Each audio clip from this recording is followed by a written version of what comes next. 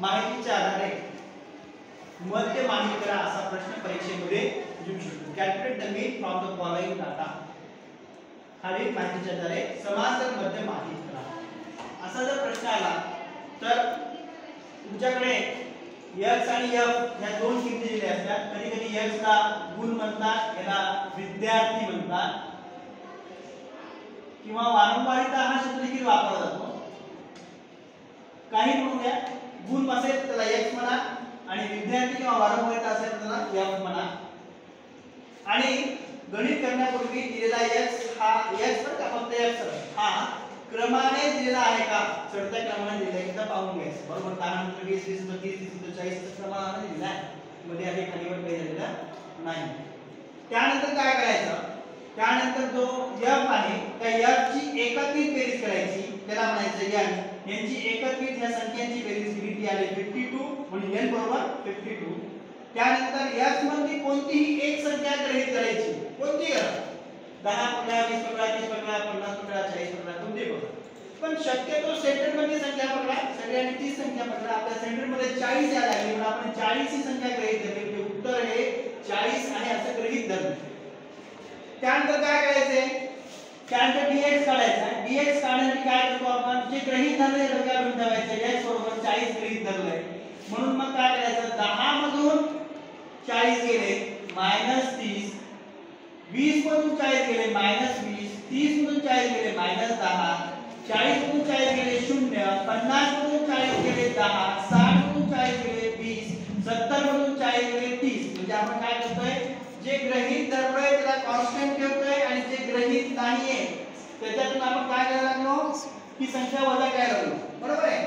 म्हणजे 50 मधून 40 वजा करायला लागलो. 40 मधून 50 नाही, 50 मधून 40 वजा करायला लागलो. आलं लक्षात. 50 मधून 40, 60 मधून 40 जे गृहीत धरले त्यांना स्थिर ठेवले आणि इतर संख्येतून जी संख्या वजा करत चाललो आणि त्याचा आपण dx काढला. dx काढल्यानंतर त्याचा fdx काढायचा. fdx कसा काढतात, f गुणिले dx या दोघांचा गुणाकार म्हणजे तो fdx. 4 गुणिले 30 120 हे प्लस आहे हे मायनस आहे, प्लस मायनस मायनस मायनस 120. 8 गुणिले 20 160 प्लस मायनस मायनस. 10 गुणिले 10 100 प्लस मायनस मायनस. 12 गुणिले 0 0. 8 गुणिले 10 80. 6 गुणिले 20 120 आणि 4 गुणिले 30 120. अशा प्रकारे आपण fdx काढला. fdx काढल्यानंतर त्या fdx मधले जे मायनस मायनसचे घटक आहेत त्यांची एकत्रित बेरीज केली ती आली 380. प्लस प्लस वाल्यांचे जे घटक आहेत त्याची एकत्रित बेरीज केली ती आली 320. आता काय करायचंय, 380 मधून 320 गेले 60. मोठ्या संख्येला मायनस चिन्ह आहे. -380 मधून -320 गेले म्हणजे -60. ओके. त्यानंतर हे -60 आलेले आहे. समेशन fdx त्याला आपण म्हणतो. त्यानंतर काय करायचं, हा सगळा आलेला डाटा एका याच्यामध्ये मांडून घ्यायचा. x बरोबर आपण काय गृहीत धरले 40, n बरोबर काय धरले 52 आणि समेशन fdx काय आले आपलं -60. आता हे आलेले अंक आपल्या या सूत्रामध्ये मांडायचं आहे. सूत्र काय आपलं, a x समेशन fdx भागिले n. हे सूत्र कायम स्वरूपी लक्षात ठेवा. वारंवार केल्यावर तुम्हाला ते पाठ पण होईल.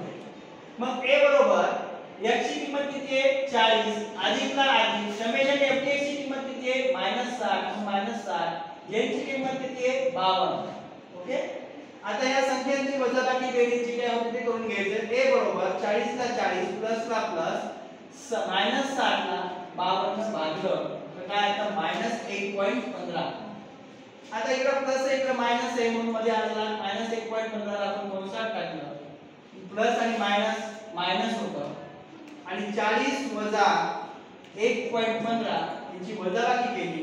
a बरोबर 38.85. हे आहे तुमचं मीनचं उत्तर. ओके. समजलं का आता? ठीक. ओके.